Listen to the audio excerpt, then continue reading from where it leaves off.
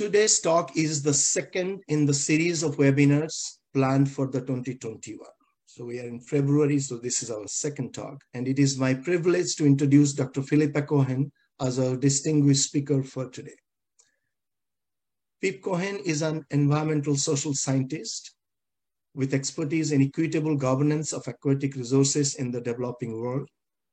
Her career reflects a commitment to research for development, particularly in countries most vulnerable to the impacts of food insecurity and climate change. A significant focus of Pip's work has been on small-scale fisheries communities. She is a research leader at WorldFish, an international research organization, part of the CGIAR, focused on food secure futures, an adjunct research fellow at the Australian Research Council Center of Excellence for Coral Reef Studies at James Cook University, and an affiliated researcher at the Center for Marine Socioecology at the University of Tasmania. She is also a member and partner of B2B Global Partnership. Pip's research seeks to understand and improve governance and resilience of coastal communities and their fisheries. Her numerous publications have appeared in the journals Nature, Nature Climate Change, Global Environmental Change, World Development, Ecology and Society, Food Security, Fish and Fisheries. In publishing and researching, Pip has conducted empirical research in Australia, Tonga, Timor-Leste, Solomon Islands, and leads a team of researchers working in the Pacific, Asia, and Africa. Throughout her career, Pip has been committed to building the capacity and recognition of early career researchers, particularly those from developing countries, including women in science. I'm sure the talk today is part of that ongoing commitment. It is my honor to invite Dr. Philippa Cohen to deliver a talk for the B2B thematic webinar series today. And her talk is titled as Vibrant and Vital Small-Scale Fisheries Amidst a Sea of Transformation. Thank you very much, Philippa, for joining us today and making time to speak at the webinar. I hand it over to you and the floor is yours. Thank you so much, Prateep, for inviting me. I think the ideas and the philosophy behind V2V are they're really motivating, and it's really an honour to be a part of that partnership, and also to follow in the footsteps of Rashid Smaila, who presented in the first seminar of V2V. I am not sure I'll live up to the expectations that he may have set, but I'll do my best.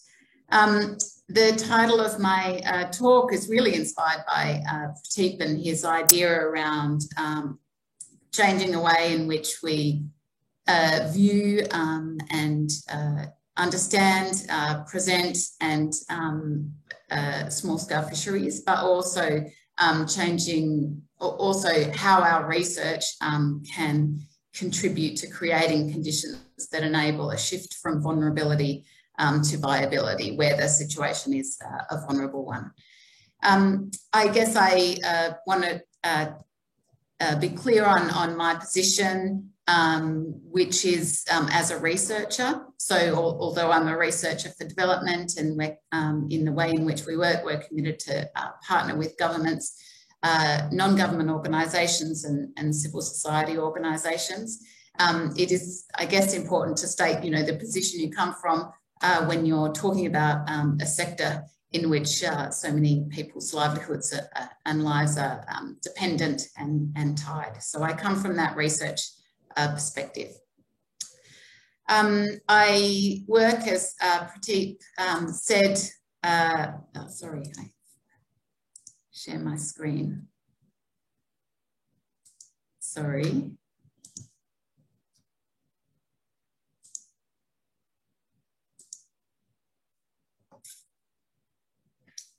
Great.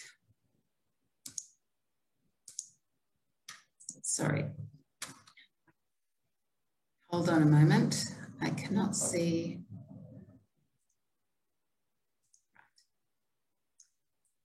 As Prateep said, I work for WorldFish, and WorldFish is part of the CGIAR, which is a group of 15 research centres that are committed to food secure futures and reducing malnutrition. So committed particularly to SDG 2, which is at the forefront of our minds. And obviously WorldFish, not particularly subtle in the name, is concerned with fisheries, aquaculture and aquatic foods. The most immediately striking aspect of capture fisheries are the vast numbers of people's livelihoods that are in some way reliant on fish. And I think most of the audience is probably very familiar with these statistics, so I won't dwell too much, but our best estimate is 120 million women and men are working full-time or part-time in fisheries value chains. A vast majority of people whose livelihoods are tied to fisheries are living in developing countries, low-income and middle-income countries. And the vast majority of these people are gaining livelihood benefits through small-scale fisheries, and thus the importance of programs like V2V. So the fisheries we know as small-scale fisheries operate in the oceans, along the coasts, in lakes, rivers, deltas, in constructed water bodies, as you can see in the photo in the top left-hand corner, and within agricultural landscapes, such as alongside rice fields, which is the photo in the bottom left. Small-scale fishers operating in oceans are the largest group of ocean users. So they're larger than, or they're more numerous than all other economic groups combined. For inland fisheries, we're talking just as many women and men, often seasonal or part-time workers. So the values and the benefits and the rights associated with small-scale fisheries are now very well acknowledged by international policies, conventions and agreements. And these are numerous and diverse and include some of those I'm showing on the screen. So these include recognition within the 17 Sustainable Development Goals that bridge poverty alleviation, food nutrition security, climate change adaptation, gender equity and environmental stewardship. So these commitments have been made and they're well negotiated and they're well recognised and have been built on research that has been at hand at the time of their formation. And they've received formal or voluntary commitment. So the world, I guess, is now watching to understand how we, as a global community, implement and achieve these commitments. So the commitment to the one of the most important, I guess, instruments linked to small-scale fisheries is the voluntary guidelines for securing sustainable small-scale fisheries in the context of food security and poverty eradication. And we might say that never before has this sector, small-scale fisheries sector, received such global attention. The commitment to these guidelines hasn't wavered. For example, just a few weeks ago, FAO's Global Committee on Fisheries reaffirmed their commitment to see these guidelines implemented in their totality and globally. And increasingly, we're seeing environmental NGOs taking up the guidance to shape the way in which they program and are built. And social movements and civil society organisations really hold these guidelines up as a way to defend rights and their roles within small-scale fisheries. In November 2019, which seems like forever ago since the challenges that COVID has brought, FAO held a conference on fisheries. It was a global conference, and the idea was to discuss strengthening the science policy nexus. And one of the major points that came out of that discussion was that there really needed to be a shift in the narrative around capture fisheries in inland and in marine areas, because the focus on demise and decline had led to really the marginalisation of capture fisheries from discussions about development about growth and about food security. Whereas the more panacea-like silver bullets and innovations are being positioned centrally, yet they're not really experiencing the same levels of scrutiny about their social and environmental impacts. So in many ways, I see that the deeper understanding that we as a community of researchers hold of these systems, complexity and dynamism that is inherent in all of the work that we do in small-scale fisheries is actually in competition with what I refer to as the innovation fascination. So funders, managers, researchers and governments are under increasing pressure to develop and to take up and to scale novel solutions or innovations to contribute to growth or development. Absolutely, innovation has a place to play in improving livelihoods within transforming food systems and increasing environmental, economic and social aspects of fisheries sustainability. However, this language is influential, and the pursuit of panaceas and silver bullets is particularly influential. And even though it's not the intent, much investment tends to privilege these ideas of technical fixes for tractable problems, yielding localised and measurable changes that leads to nice stories of linear change and positive impact. Something we're seeing in the face of massive coral bleaching and coral mortality in the Great Barrier Reef in Australia, where I'm from, is that techno fixes that deliver local and short-term outcomes are really enticing to funders and to governments, whilst that hard-won, deeper change that we know we need to make in the way in which we generate power or live our privileged lives are deemed too hard or too unpalatable. My colleagues at James Cook University point out in their research that they're seeing these scale mismatches between reef stresses, which are global and distal in some cases, and the proposed interventions to fix those problems. I guess my question to us as a community and those that work with us and around us is in striving to find these innovations to enhance the economic, environmental and social outcomes, are we giving adequate attention to structural changes and that slower, deeper change? So these,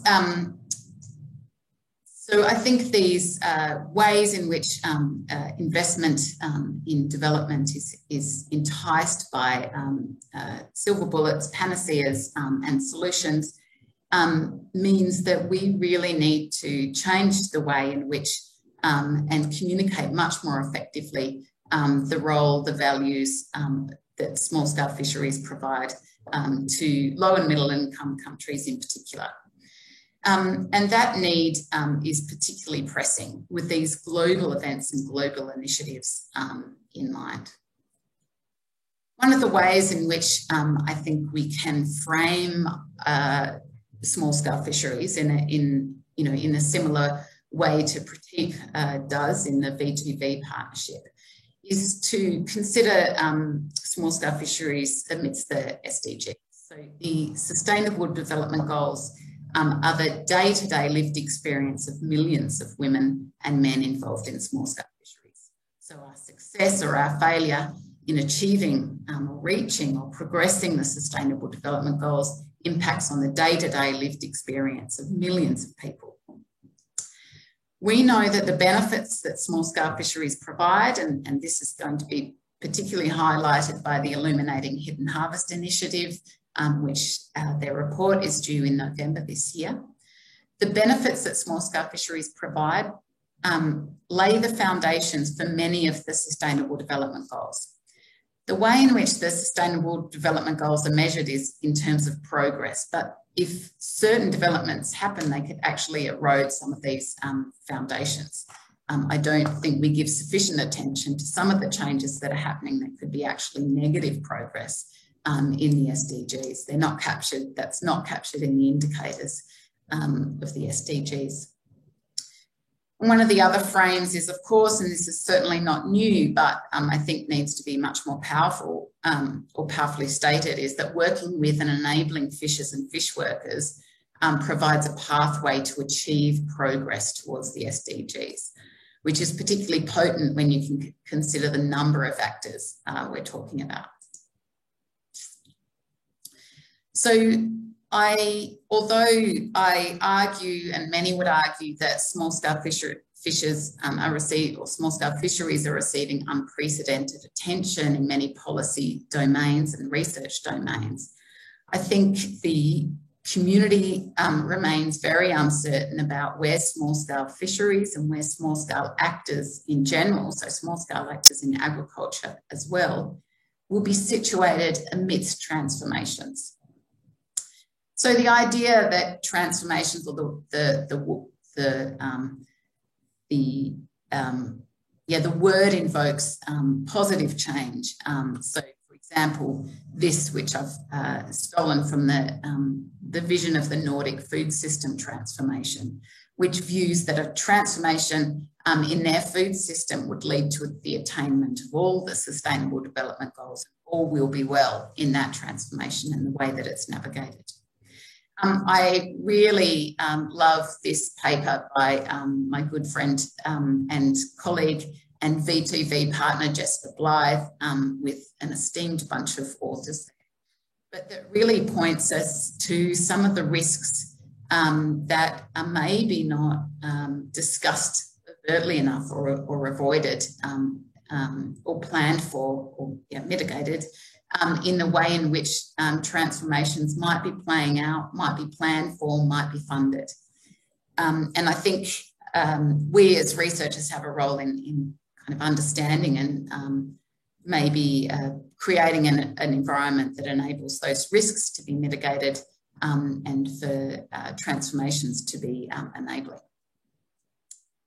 So I guess the transformations, the title is Amidst a Sea of Transformations. It's a very popular word. Some of the transformations that I see that are particularly relevant and influential, potentially incredibly impactful on small-scale fisheries, and whether they are vulnerable, marginalised or viable and vital, are these four transformative change, either agendas or trajectories.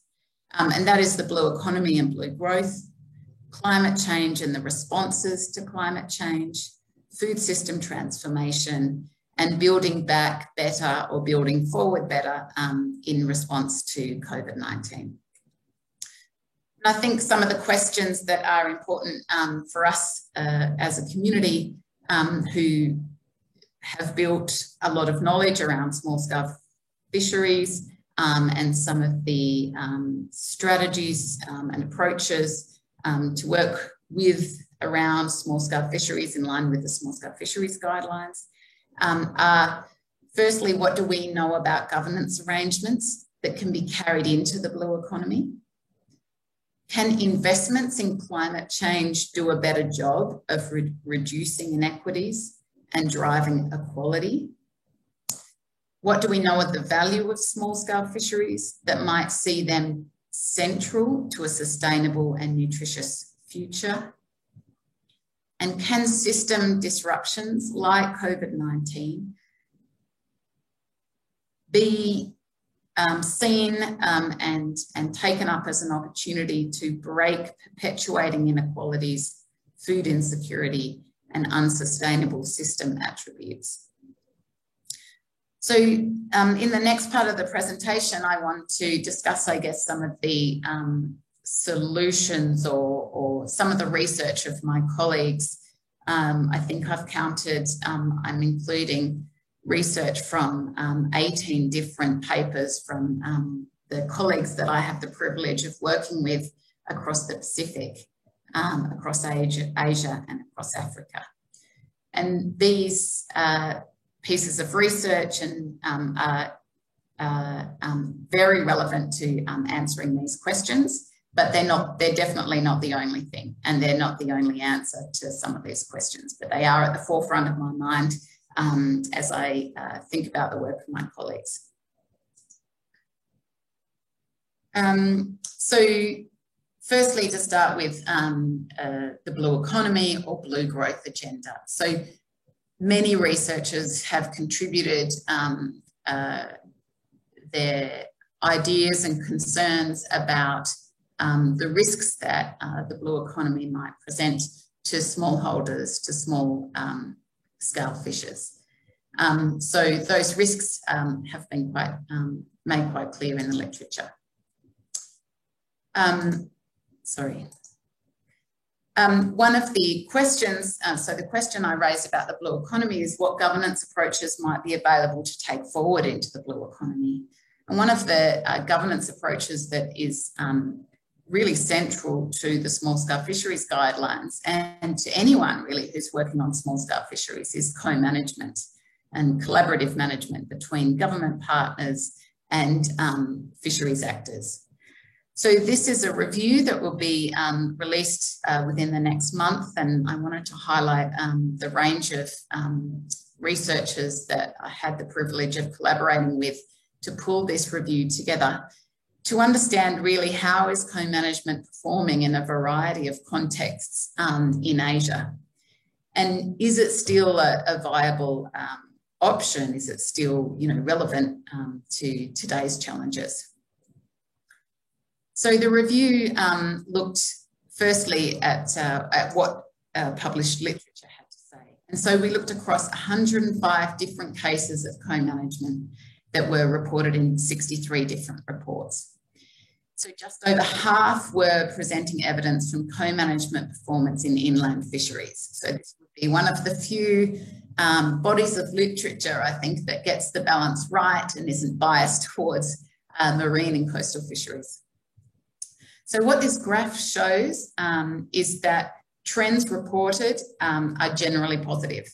So the green side is showing the proportion of cases out of those 105 where positive trends were reported, and the blue on the left-hand side is showing where negative trends or outcomes were reported, and the stripy bar in the middle is indicating where there was no change reported. So let me start with the bottom, the outcomes that were reported. The 5 most frequently reported outcomes were fisheries yield and harvest, household incomes, resource status, household well-being, and access to resources.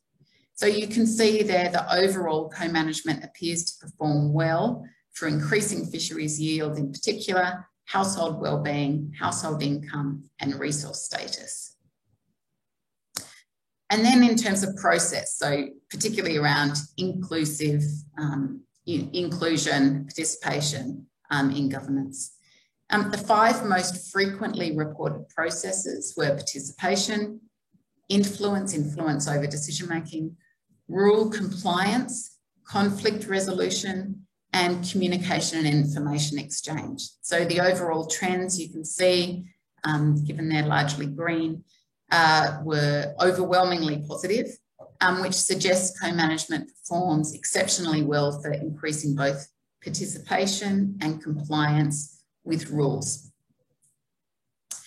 So this is, I guess, really strong evidence. Some of the caveats are there is in all research a tendency to report positive outcomes rather than negative outcomes. So that's a really important caveat.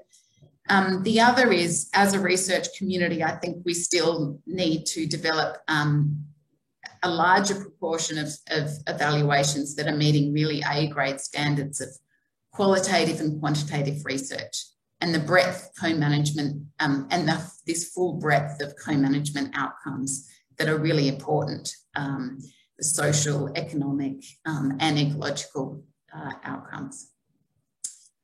We found as well, looking at this literature, that about 1/4 of reports looked at gendered participation, inclusion, or outcomes.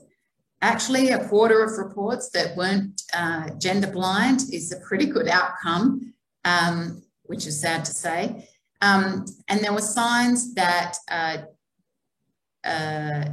so these suggest signs that people studying co-management are generally getting better at being gender aware. However, as a community, I think, well, particularly in fisheries more broadly, we still have a long way to go. So I want to discuss some of the challenges and opportunities that we've got around considering gender in some of these governance solutions or governance approaches that could be taken forward in different transformations. So Ban Ki-moon, who was responsible for the development or signing off of the SDGs, said that the new Sustainable Development Goals, not so new now, urgently needed to be attained now, but at the time he said the new Sustainable Development Goals have gender equality and women's empowerment at their core. Rural women are critical to the success of almost all 17 SDGs. However, the fisheries field, and fisheries, I mean fisheries and aquaculture, and probably many other sectors as well, is still sitting in this cycle of entrenched gender blindness. It starts really with women's roles missing in data, which leads to gender blind policy, which perpetuates this harmful gender norms that marginalise women from opportunities and produce a suboptimal sector and outcomes. And this is not just me saying this is a finding as well from the Illuminating Hidden Harvest initiative that tried to draw data or sex disaggregated data from in their global study and found that largely women were completely invisible from statistics. Similarly, we're still finding that although at the start of many initiatives or at the high level, gender equality is espoused and celebrated, particularly at the time you're trying to get a grant through, it really is diluted and evaporates as time goes on or as you kind of move down through implementation. And this is a finding from a recent paper by a great scholar, Sarah Lawless, with colleagues. So we still really have a lot to do to meet these words that we're saying about gender equality being central and gender being a really important consideration. So the opportunity is to switch from this depressing grey, entrenched gender blind cycle to a cycle of gender awareness and inclusivity. And this has been prepared, this figure comes from the Illuminating Hidden Harvest report, and that belongs to Danica Kleiber and Sarah Harper and the colleagues that they've pulled together to generate this study. But they're proposing this, let's flip system to this gender aware and inclusive cycle where we start with just even the basics of quality and complete sex disaggregated data, and that those data, as well as inclusive processes, mean that policies are inclusive, that implementation provides implementation of projects, of management, of laws by governments, means that opportunities are being provided to women and to men in the way things are rolling out. And to flip to that more colourful, vibrant space, there are plenty of tools and strategies available. And I can talk, I'll include some of those. Actually, I find myself back on one of the depressing points. But this is also some research from a colleague, Jackie Lau, who's worked with colleagues to understand how is gender being considered in some of these transformational investments in climate change adaptation. The first thing is that gender has a powerful influence on people's experience of and their resilience to the impacts of climate change. So particularly in the communities that many in this partnership would be working with. But Jackie Lau found that there are still on the left these assumptions around gender that are perpetuating, that are still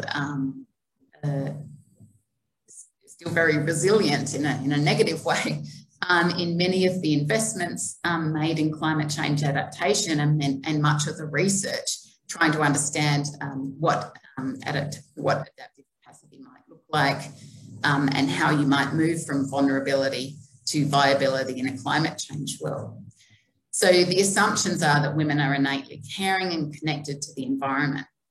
And that can, sorry, I'll come back to that. The other assumption is that gender equality is a women's issue, and what needs to happen is that women need to work harder, or we just work with women, and empowering women alone in isolation to broader social change is the solution to progress gender equality. And then the other assumption is that gender equality is a numbers game, which we see most commonly in, we've got 50% of women in a meeting, or we've got a 50% quota on our committee or our governance structure of an organisation, which can be a good start, but it is just that, a start. If the experiences of those women and other women is not one of empowerment and equity, then you've really not achieved anything. So to flip, again, and what we really need to do is consider that women may be socially expected to carry that caring role, and it's not an innate quality that should be exploited to achieve climate change adaptation, to achieve any project goal. Instead of considering gender equality as a women's issue and a singular focus on fixing women, that women, men, relations and society all perpetuate inequality, and so all need to be addressed in achieving equality and equity. Gender equality, as I said, is too frequently considered a numbers game. We've got the numbers right. That's all we need to do. But instead of that, programs, organisations, projects need to consider and evaluate voice, genuine empowerment and agency. And I wanted to present this as a particularly standout example of how you might challenge some of those deeper levels. I'm certainly not saying don't include women in meetings or don't try to aim for those 50-50 targets, but don't leave it there because that's not the end of the road. So engaging with structures, political, economic or social structures, whilst also delivering technical innovations, represents the frontier of where our work really needs to be. Doing one without the other, we should be pretty clear by now, is not going to be sufficient to overcome complex, multifaceted problems that we're encountering with our work. So this example is from the Barotse fishery, which is an important source of livelihoods for otherwise economically poor women and men in Zambia. A first step of this initiative that I described was a livelihood diagnosis. So it really took time, it applied a gender lens and to look at some of the experiences of women and men, some of the ways they were spending their time and the different experiences they had in post-harvest fish processing. It found that fish processors were generally experiencing substantial losses in the quality and quantity of the fish. So we're talking waste and loss in fisheries. So around 30% of the fish that they were handling were wasted or lost due to quality or due to due to quality demise during handling. But the study also found that these experiences were not equally, these losses were not equally experienced by women and men. What made losses worse for women was a lack of access to processing, storage, and handling technologies, but also other domestic demands on their time, which mean they would have to leave hastily to return to domestic demands and chores. So providing assets to even out the playing field would not have been sufficient. So for this initiative, it engaged at 2 levels. First, it implemented participatory action research to test with women different designs of solar drying tents. The second part of that initiative in the program was to engage women and men, those whole communities, in a program of community drama and communication strategies that were designed to prompt critical reflection on gender norms, roles, and inequalities. So the outcome from this work, and it's reported in the 2 papers on the slide, the outcomes were twofold. The new solar drying tents that women had helped design reduced fish losses that they experienced, but the dramas had stimulated social changes that shifted men's attitudes towards greater equality, which led to shared access to assets and more equitable distribution of labour. So this idea of critical reflection that might stimulate a shift in norms and beliefs around gender is called a gender transformative approach.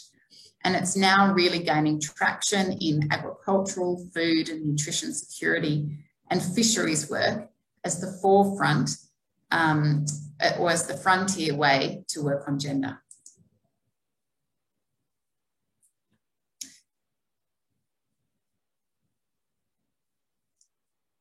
So I think this is a really important point to say that the opportunities in fisheries are not just managing fish in water, but working with both inland and marine fisheries around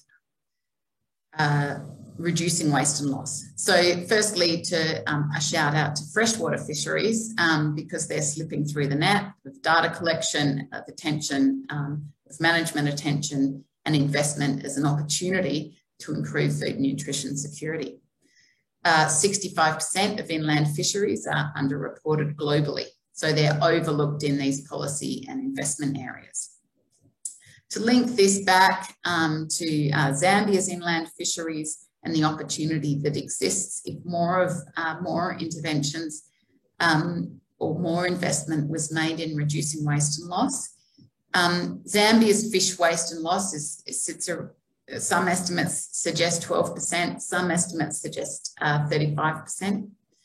But if we were to contribute to reducing waste and loss by just 1%, that would mean 90,000 people would have access to 10 kilograms of fish a year, which is where they are currently eating none. So which takes me to the food system transformation and the role of fish. So it's the micronutrients that fish contain and not the fact that they're a good source of protein that make them incredibly invaluable for addressing malnutrition in low-income and middle-income countries and sectors of society. So one estimate suggests that fish are providing essential micronutrients for around 4 billion consumers globally. In a study we published together with the amazing Christina Hicks in 2019, we applied a new understanding of the nutritional composition of fish to fisheries catch data to understand how nutritional yields compared to risks of malnutrition in coastal communities. We found that for several countries, if just a small proportion of catches were retained locally, they could make a major contribution to reducing the micronutrient deficiencies that women, men, children were experiencing along those coasts. So why aren't these fish caught just offshore reaching the women, men and children in those very same countries? So there are cases, in particular in West Africa, where, and for example, in Senegal, where in the last 10 years, foreign-owned fish meal processing plants have started opening up and now buying most of the sardinella from artisanal fishers. And these are typically fed the West Africa region. So these sardinella are now turned into fish meal or fish oil and are generally exported. If you watch the video that won the Prize of Excellence in last year's Women in Seafood conference, you'll learn about a group of women processors in Ghana who have banded together to process fish conforming to high quality standards. But these women reflect that sardinella was typically known as the fish of the poor, but that's no longer true. Before, we had no problem accessing sardinella to supply our processing, but now they're becoming less available as they're exported for feeds. So this barrier to nutrition outcomes is not one of a lack of organisation amongst women or fishers. It's not limited technical skills. It's not a problem of data. And it's not necessarily the management of the fish stocks, but it is the structural barriers that are presented by policies that are orientated towards revenue generation rather than local jobs or the nutrition of many. So a policy that at a macro scale is disempowering for these women, whose cooperatives would be just known as an excellent example of women's empowerment and thriving livelihoods if that policy didn't exist. So in 2019, I mentioned before, we showed how variable fish are nutritionally speaking. Not all fish are made nutritionally equal. We also found that there are enough nutrients swimming just offshore to address some costly micronutrient deficiencies. We also found that climate change exacerbates losses experienced or will exacerbate losses experienced by coastal people, particularly those that are already experiencing high levels of vulnerability to malnutrition. So what's the flip side of that? How do we get to this more vibrant side? So one is to recognise that this diversity of fisheries, the diversity of species, actually also confers nutritional resilience because there is redundancy in the nutritional qualities of individual fish. Whereas if a country relies on a single species fishery, they're highly vulnerable to the loss of the nutrition from that species. The opportunity is that we can govern for nutrition outcomes rather than for economic gains. In nutrition-sensitive approaches to fisheries futures, and the other opportunity that we have as people who may be particularly interested in fisheries is to play an increasing role in ensuring that there are connections across multiple sector or and even disciplinary divides. So connecting climate, fisheries, agriculture and food security actors in particular to address micronutrient deficiencies and to stimulate equitable transformation in food systems. This is some work that's being done currently with the African women fish processors and traders that are part of the All Fish Net network. And it's work to understand women's experiences and responses in the face of COVID-19. And this research is showing that the COVID-19 mitigation measures themselves, rather than COVID-19, the virus, have caused value chain disruptions because of market closures, restricted access of consumers, and declines in demand for product. And this has affected women's incomes. It's also exacerbated existing challenges such as safe cross-border trade. So informal cross-border trade in Africa is huge volumes of fish informally traded across Africa's national borders. So it's exacerbated some of those challenges that women experience. However, there were also some emergent coping or adaptation strategies that represent opportunities perhaps to build increased resilience and the ability and adaptive capacity to prepare in the face of future shocks and to build experiences of well-being within those networks. So some of the individual ways of coping or responding were that the use of mobile phones and social media really increased. So it made contact with regular customers and advertisements possible. There were also new strategies of processing and storing fish until market conditions were more favourable.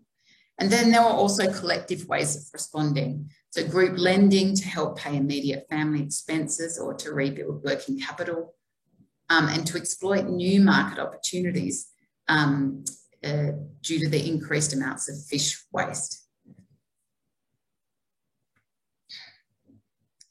So the question here is, does an interruption, does a shock like COVID, when you understand how people have responded and the experiences, does it offer an opportunity to think then how do we build forward better in a way that utilises some of these strengths that have been shown and build further on some of these strengths, particularly the ways in which individuals and collective groups have responded, but also in still looking at some of those challenges that, that remain and persist even in the face of these coping strategies.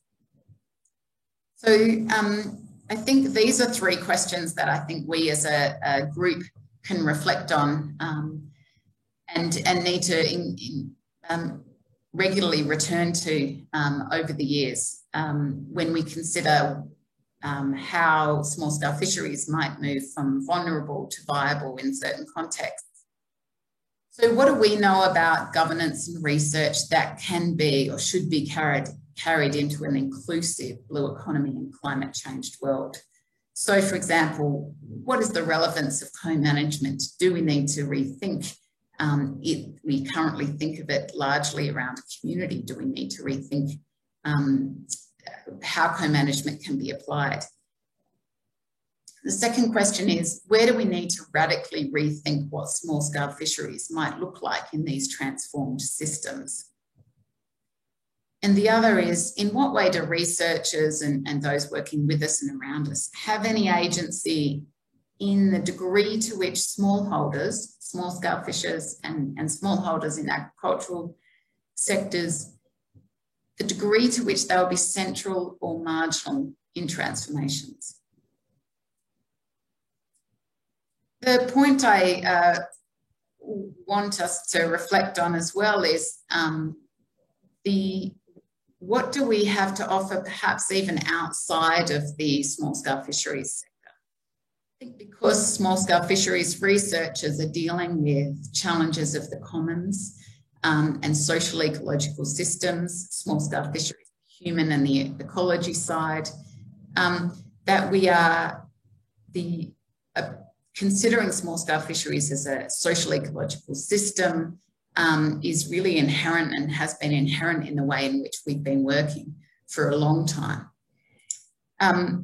Other commodities don't have such a tight connection between the disciplines or with interdisciplinarity or transdisciplinarity. So as food system transformations go forward, are the ways in which we have approached transdisciplinarity and interdisciplinarity, understanding social and ecological systems and the close ties between the human and the commodity within food production systems. Do we have more to offer those food system transformations outside of the discussion around small-scale fisheries? So that's where I'll leave it and hope we can have some discussion around some of those points. But thank you again, Prateep, for the opportunity to speak.